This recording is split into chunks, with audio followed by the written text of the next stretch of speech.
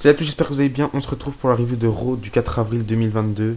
Raw After Mania, de nouvelles choses commencent, de nouvelles rivalités vont commencer. Le show commence avec Cody Rhodes qui fait son entrée après avoir fait son retour à la WWE à WrestleMania 38. Il arrive dans le ring et il nous fait une promo incroyable. C'était une promo très très très touchante. Il nous parle de Dusty Rhodes. Il nous dit que si on pense que sa décision de revenir à la WWE était difficile, bah c'est faux, c'était totalement facile pour lui. Qu'il est revenu à la WWE pour certaines choses et une en particulière pour accomplir ce que sa famille n'a pas réussi à faire, c'est-à-dire devenir champion du monde à la WWE. Il nous dit malheureusement que c'est impossible pour lui de mettre ce titre sur les épaules de son papa, mais que tôt ou tard il va mettre ce titre autour de sa taille et qu'il va le faire pour nous les fans, pour sa famille, pour sa femme, pour sa fille, mais surtout pour The American Dream de Dusty Rhodes. C'était très touchant comme promo. Les fans étaient vraiment derrière Cody Rhodes. Je pense pas qu'à la Elite Wrestling il a eu une pop, il a eu autant les fans derrière lui. Je trouve qu'il a fait la bonne décision de revenir à la WWE, mais je vous en ai déjà parlé dans ma review de WrestleMania 38 de la nuit 1. Donc voilà, à la fin de sa promo, on a Seth Rollins qui fait son entrée et Cody Rhodes et Seth Rollins vont se serrer la main. Faut savoir aussi que vers la fin du show, enfin c'était en dark match du coup non télévisé, Cody Rhodes a affronté Kevin Owens. Sur les réseaux sociaux, il y a quelques clips du match, mais on n'a pas vu le match en entier. C'est assez dommage qu'ils l'ont pas fait réellement dans ce Raw. Mais tant pis, j'ai hâte de voir ce que ce sera la suite pour Cody Rhodes. J'ai déjà quelques petites idées en tête. Peut-être que Cody Rhodes deviendra Mr. Money in the Bank pour cash in sur Roman Reigns. Peut-être qu'il va directement lancer une rivalité avec Roman Reigns. Je sais pas. En tout cas, j'ai hâte de voir ça sera quoi les premières rivalités de Cody Rhodes. Je pense qu'il va faire un tour du côté de SmackDown cette semaine. Juste pour parler. Déjà, on sait même pas dans quel roster il est. Je pense plutôt qu'il va être dans le roster de Raw. Ça me paraît plus logique. Et je sais pas si sa feud avec Seth Rollins va continuer ou si c'était juste un one shot pour WrestleMania. En tout cas, j'ai hâte de découvrir tout ça. Je suis très content du retour de Cody Rhodes à la WWE. Peut-être que ça va amener plusieurs autres superstars de la Elite Wrestling qui ont déjà cette petite idée en tête, j'imagine, à débarquer à la WWE un jour ou l'autre. Je pense particulièrement à MJF. Mais pour l'instant, on n'y est pas. Juste après ça, on a eu quoi? On a eu un match pour être aspirante au titre par équipe. Donc Naomi et Sasha Banks qui ont remporté les titres par équipe à WrestleMania 38 face à Rhea Ripley et Liv Morgan. Le match n'était pas long, il était pas ouf non plus. Et une victoire de Naomi et Sasha Banks. D'ailleurs, je sais pas pourquoi, mais après on nous annonce que du coup Rhea Ripley et Liv Morgan auront une chance d'essayer de remporter ces titres la semaine prochaine. Malheureusement, ils vont pas les gagner parce que j'ai déjà quelques petites théories par rapport à ça. Mais j'ai pas compris pourquoi elles perdent face aux championnes et du coup elles remportent une opportunité. Enfin, ça fait aucun sens. Donc voilà. Et après le match, Rhea Ripley n'était pas content de la performance de Liv Morgan et du coup elle quitte le ring sans Liv Morgan. Après, plus tard dans le show, elles vont se retrouver en backstage. Je sais plus trop qu'est-ce qu'elles vont se dire. Mais il y avait une sorte de lumière violette derrière en backstage quand on avait Rhea Ripley toute seule. Et du coup, les rumeurs qui sont par rapport à ça, c'est que Rhea Ripley rejoindra peut-être le clan de Edge. Déjà, on a déjà Damian Priest qui est dans le clan de Edge. Et il y a d'autres petits noms qui sont cités pour peut-être rejoindre le clan de Edge. Ensuite, on retrouve Kevin Owens dans le ring qui va faire une promo pour s'exprimer par rapport au main event de la nuit 1 de WrestleMania 38.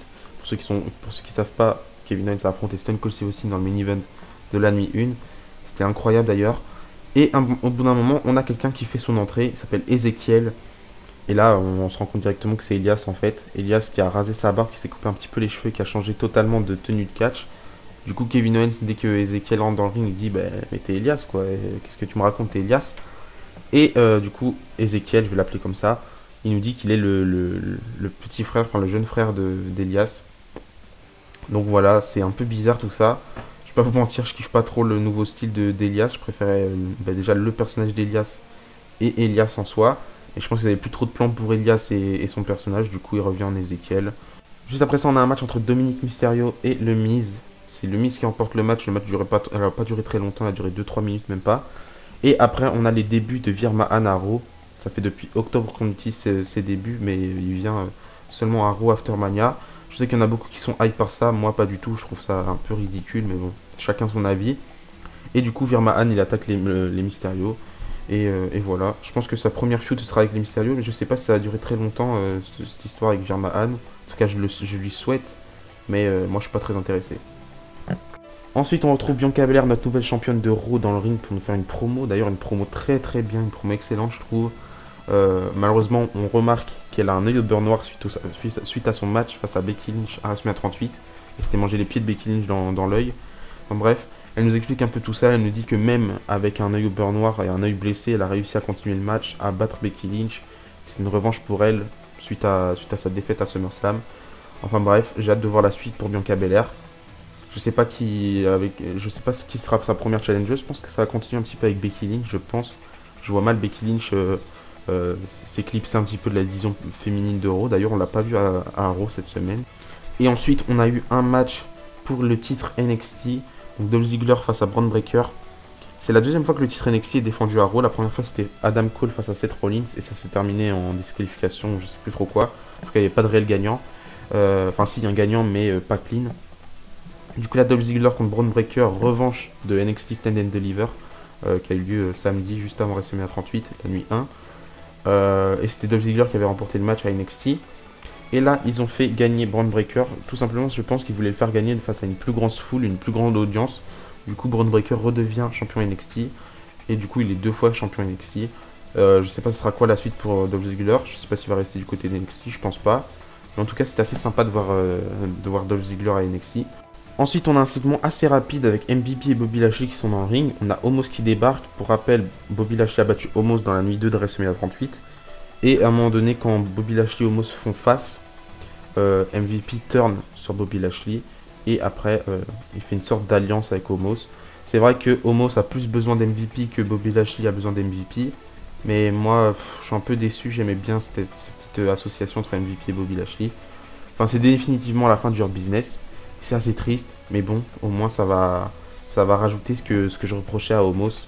Ensuite, on a eu un six-man tag team match entre Austin Theory et les Usos face à RK Bro et Finn Balor. C'est encore Finn Balor qui se prend le pin, malheureusement. Depuis qu'il est champion, Finn Balor, il a gagné aucun match, et c'est assez triste pour lui. Et je pense que les rumeurs disaient vrai au final. Finn Balor va être utilisé, et il est utilisé pour pêcher de nouvelles superstars. Il n'y a pas de réel plan pour Finn Balor. Là, ça va être le cas avec Austin Theory. Moi, ma théorie, c'est le cas de le dire, je pense que Austin Theory va battre Finn Balor pour devenir champion des États-Unis. Et après, Finn Balor rejoindra cette feud entre AJ Styles et Edge et Damian Priest. Et c'est pas plus mal, mais c'est très triste que Finn Balor sera bientôt plus champion. Après, c'est que des rumeurs, c'est ce que je pense personnellement. Donc, rien n'est sûr. Juste après, on a eu un segment avec Edge et Damian Priest qui sont dans le ring pour faire une promo. Damian Priest s'explique sur sa décision d'avoir rejoint Edge. Il nous explique qu'il y a quelques semaines, quand il a perdu le titre des États-Unis, il était au plus bas, et que la décision pour lui a été facile. Ça date pas d'il y a quelques semaines, cette histoire entre Edge et Damian Priest. Du coup, c'est ça, j'aime bien, j'aime beaucoup le long term storytelling. Enfin bref, jusqu'au moment où AJ Styles débarque. AJ Styles il attaque un petit peu Damian Priest, mais il se fait contrer très rapidement. Damian Priest et Edge, hein, je voulais dire. Et du coup, Damian Priest et Edge s'occupent d'AJ Styles jusqu'au moment où la sécurité débarque. Enfin, la sécurité des officiels plutôt. Du coup, voilà, ça continue cette histoire entre Edge et AJ Styles, et c'est ça que j'aime bien. Je sais pas si ça va continuer jusque SummerSlam, je pense pas. Mais en tout cas, ça a continué pour un bon petit temps déjà. Enfin bref, juste après ça, on a un Texas Tornado match. C'est la première fois que j'entends ça. Entre les Street Profits et Alpha Academy. Et je me suis découvert une passion pour Alpha Academy récemment. J'aime beaucoup Chad Gable, j'ai toujours aimé Chad Gable. J'adorais American Alpha, c'était l'une de mes équipes préférées à l'époque. Quand Jason Jordan catchait encore du côté d'NXT, etc. Même au début à SmackDown, enfin bref. Et ouais, là je suis fan de Chad Gable, il me fait trop rire. Education! Thank you! Weird. Thank you! Et le match en vrai il était bien, c'était un match de base qui commençait sur Alpha Academy qui ont attaqué les Street Profits. Mais au bout d'un moment, on a Adam Pearce qui débarque et il nous dit que ça se transforme en match sans disqualification, sans call-out et tout ça. Du coup, le match était plutôt bien et ça se termine sur de Montesford qui fait un frog splash sur Chad Gable qui est sur une table. Du coup, voilà. Et enfin, on passe au dernier segment. Roman Reigns, le nouveau Undisputed WWE Universal Champion, débarque dans le ring avec les Usos et Roman Reigns. Enfin, là, on a plus l'impression que c'est Paul Heyman qui est double champion. Enfin, bref. Comme d'habitude, il demande au public de le reconnaître, etc., etc. Il nous parle un petit peu de ses plans pour la suite. Il nous en dit pas grand-chose. Juste, il fait un petit peu un récap de ce qui s'est passé à WrestleMania. Il dit qu'il a fait ce qu'il avait annoncé. Il a ce match Brock Lesnar. Après, Paul Heyman, il va faire plein de compliments à Roman Reigns, que Roman Reigns est le plus fort, que Roman Reigns c'est lui qui rapporte des milliards à la WWE, etc., etc. Enfin bref, et à la fin, il nous annonce que à SmackDown, il va nous montrer un petit peu la prochaine étape pour lui, le prochain step pour Roman Reigns en tant que champion Undisputed. Donc voilà, j'ai hâte de voir la suite. Je sais pas qui sera le premier challenger pour Roman Reigns, et je suis sûr qu'il va rester champion jusqu'à au moins WrestleMania l'année prochaine. Donc il va falloir bien construire tout ça. Je sais pas si son règne en tant que champion universel, enfin maintenant il est double champion, va s'essouffler. En tout cas, moi je suis toujours autant fan de Roman Reigns, donc j'ai hâte de voir la suite. Donnez-moi votre avis dans les commentaires, c'est comme ça que se termine l'Euro. Je trouvais que c'était quand même un bon Raw, malgré le peu de surprises. C'était pas le meilleur des Raw Aftermania, on va pas se mentir. Mais ça reste quand même un très bon Raw, et il y a eu quelques points positifs. Bianca Belair pour moi, Roman Reigns, Cody Rhodes au début, Seth Rollins, Kevin Owens, enfin plein de points positifs à ce Raw, mais beaucoup de points négatifs, des trucs pas cohérents comme Ezekiel, Virmahan, enfin moi je suis pas trop fan. Enfin bref, donnez-moi votre avis dans les commentaires. D'ici là, je vous dis à la prochaine. On se retrouve samedi ou dimanche pour la review de SmackDown After Mania. Et j'ai hâte de voir la suite. Et d'ici là, je vous dis à la prochaine. Et n'oubliez pas, tant qu'à Lucas, l'espoir. Bisous, bisous.